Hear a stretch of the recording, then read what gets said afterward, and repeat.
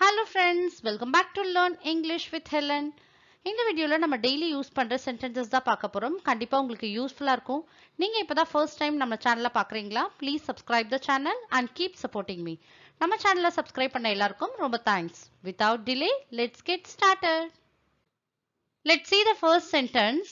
நீங்கள் என்ன சொன்னாலும் தவறு அப்படின்னா நீங்க சொல்றது எல்லாமே தப்பு தான் அப்படின்றத எப்படி சொல்லலாம்? Whatever you said is wrong. நீங்க சொல்றது எல்லாமே தப்பு தான். நீங்க சொல்றது எல்லாமே wrong தான்றதுக்கு இப்படி சொல்லணும். Whatever you said is wrong. Next sentence is நீங்கள் மிகவும் பிடிவாதமாகி விட்டீர்கள் அப்படின்னா நீங்க ரொம்ப பிடிவாதமாயிட்டீங்க, வர வர ரொம்ப பிடிவாத பிடிக்கிறீங்கன்னு சொல்வீங்க இல்லையா?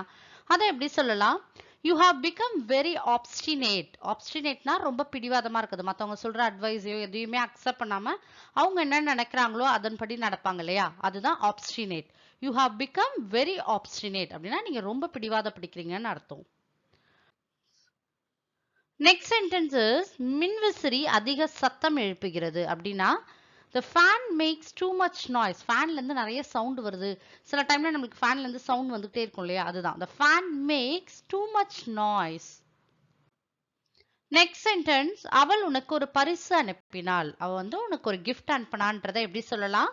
She has sent you a gift. அவ உனக்கு ஒரு பரிசு அனுப்பினா, ஒரு gift அனுப்பினான்றதை எப்படி சொல்லலாம்? She has sent you a gift. Next sentence அவர் வாய் திறந்து தூங்குகிறார் அப்படின்னா சில பேர் தூங்கக்குள்ள வாய் திறந்துகிட்டே தூங்குவாங்க இல்லையா? அதை எப்படி சொல்லலாம்? He sleeps with his mouth opened. அவர் வாய் திறந்துகிட்டே தூங்குறார் பாருங்கன்னு சொல்வீங்க இல்லையா? அதுதான் He sleeps with his mouth opened. Next sentence is அவன் பயத்தில் நடுங்கிக் கொண்டிருந்தான். நம்ம சொல்லுவோம் இல்லையா, சில பேர் ரொம்ப பயத்துல அவன் பாரு பயத்துல நடுங்கிட்டு இருக்கான்னு பாருன்னு சொல்லுவோம் இல்லையா? அதை எப்படி சொல்லலாம்? He was trembling with fear. Tremblingனா நடுங்கிட்டு இருக்கிறதுன்னு அர்த்தம். He was trembling with fear. Next sentence is அவள் அருகில் போய் உட்கார். அதை நம்ம எப்படி சொல்லலாம்? Go and sit beside her. அவங்க பக்கத்துல போய் உட்காருங்க, அவங்க கிட்ட போய் உட்காருங்கன்னு சொல்றதுக்கு நம்ம எப்படி யூஸ் பண்ணலாம்? Go and sit beside her. Next sentence இந்த உடையில் நீங்கள் அழகாக இருக்கிறீர்கள் அப்படின்னா இந்த ட்ரெஸ்ல நீங்க அழகா இருக்கீங்கன்றதை எப்படி சொல்லலாம்? You look gorgeous in this dress. You look beautiful in this dress. எது வேணாலும் நீங்க சொல்லலாம். You look gorgeous அப்படின்னா நீங்க இந்த ட்ரெஸ்ல அழகா இருக்கீங்கன்னு அர்த்தம். You look gorgeous in this dress. Next sentence is நான் நாளை கடைக்கு செல்வேன். நான் நாளைக்கு கடைக்கு போவேன்றதை எப்படி சொல்லலாம்? I will go shopping tomorrow. நாளைக்கு நான் கடைக்கு போறதா இருக்கேன்னு அர்த்தம். I will go shopping tomorrow. Next sentence is அதில் என்ன எழுதப்பட்டுள்ளது அப்படின்னா அதுல என்ன எழுதி இருக்கு பாருங்கன்னு சொல்வீங்க இல்லையா? அதை எப்படி சொல்லலாம்? What is written on it அப்படின்னா அதுல என்ன எழுதி இருக்குன்னு அர்த்தம். What is written on it.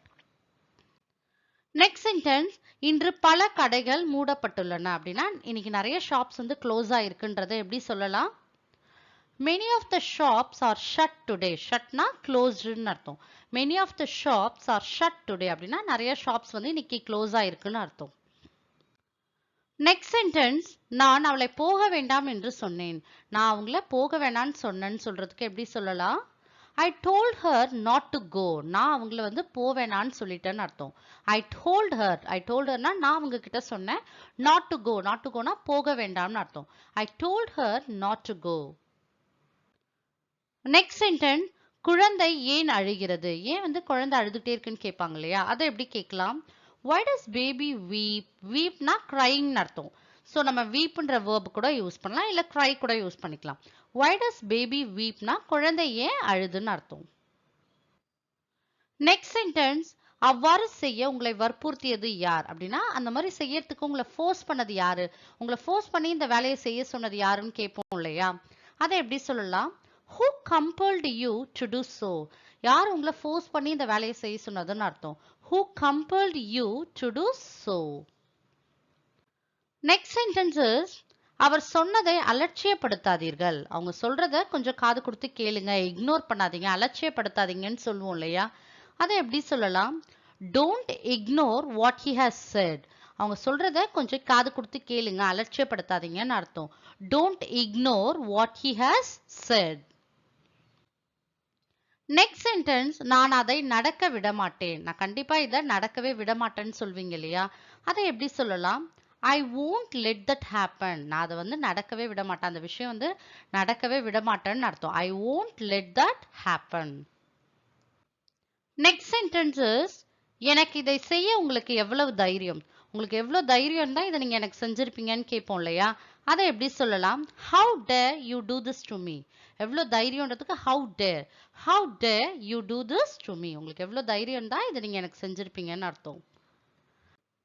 Next sentence நான் விரைவில் திருமணம் செய்து கொள்ள விரும்பவில்லை. அப்படின்னா நான் சீக்கிரமா மேரேஜ் பண்ணிக்கணும்னு விரும்பல, எனக்கு சீக்கிரமா மேரேஜ் வேணான்றதை எப்படி சொல்லலாம்? I don't want to get married soon. நான் சீக்கிரமா மேரேஜ் பண்ணிக்கணும்னு நினைக்கலன்னு அர்த்தம். I don't want to get married soon. Next sentence உங்கள் தவறுகளுக்கு நீங்கள் வருத்தப்பட மாட்டீர்கள். அப்படின்னா நீங்க என்னதான் மிஸ்டேக்ஸ் பண்ணாலும் அதை வந்து தப்புன்னு ரியலைஸே பண்ண மாட்டீங்கன்னு சொல்வீங்க இல்லையா? அதை எப்படி இங்கிலீஷ்ல சொல்லலாம்? You won't regret for your mistakes. You won't regretனா நீங்க வந்து உங்களோட மிஸ்டேக்ஸ் எல்லாம் எண்ணி வருத்தப்படவே மாட்டீங்கன்னு அர்த்தம். You won't regret for your mistakes. Next sentence நான் உன்னை இங்கே பார்ப்பேன் என்று நினைக்கவில்லை. அப்படின்னா நீங்க வெளியில போறப்ப அன்எக்ஸ்பெக்டடா உங்க ஃப்ரெண்ட்ஸையோ இல்லை உங்க ரிலேட்டிவ்ஸையோ யாரையாவது நீங்க மீட் பண்ணீங்கன்னா சொல்வீங்க இல்லையா? நான் உங்களை இங்க பார்ப்பேன்னு நினைக்கவே இல்லைன்னு சொல்வீங்க இல்லையா? அதுதான். அதை நம்ம எப்படி இங்கிலீஷ்ல சொல்லலாம்? I never thought I could find you here. நான் உங்களை இங்க பார்ப்பேன்ட்டு நான் நினைக்கவே இல்லைன்னு அர்த்தம். I never thought I could find you here. So my dear friends, definitely I hope this video will be useful for you. If you like this video, like and share with your friends and kindly subscribe the channel and keep supporting me. Thank you friends.